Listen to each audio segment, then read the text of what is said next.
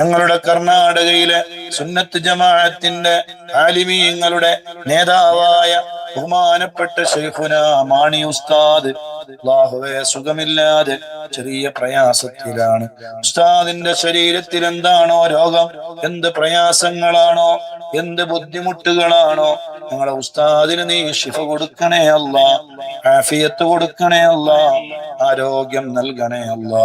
മദീനയുടെ ബറക്കത്ത് കൊണ്ട് അല്ലാഹുവേ ഒരുപാട് കാലം നല്ല ആഫിയത്തോടെ ശൈഖുന മാണി ഉസ്താദിനെ ഞങ്ങൾക്ക് നീ തിരിച്ചു തരണേ അല്ലാ.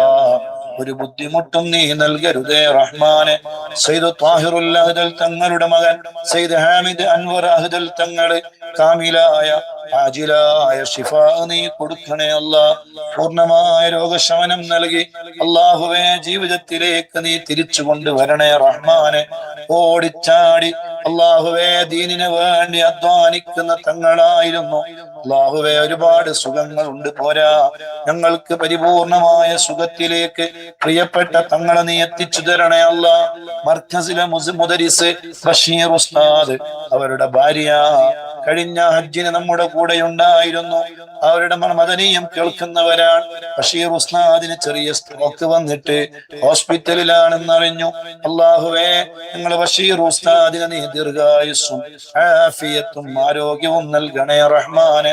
അതുപോലെ മദനീയത്തിൽ പങ്കെടുക്കുന്ന ഒരുപാട് ആളുകൾ അല്ലാഹുവേ അവർ പല വിഷയങ്ങളും പറഞ്ഞ് ദുആ കൊണ്ട് ഞങ്ങളോട് വസിയത്ത് ചെയ്തിട്ടുണ്ട്. മദീനയിൽ വെച്ച് ഞങ്ങൾ ദുആ ചെയ്യുന്നു അല്ലാ.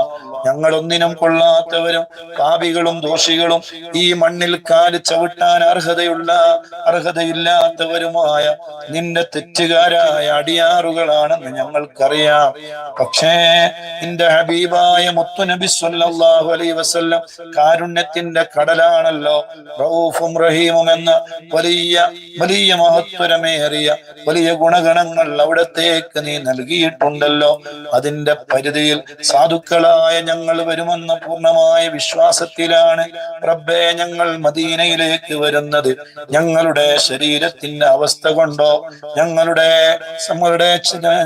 അവസ്ഥ സാഹചര്യങ്ങൾ കൊണ്ടോ ഒരിക്കലും ഞങ്ങളെ മദീന പുറത്താക്കുന്നവരിൽ നീ പെടുത്തരുതേ റഹ്മാനെ.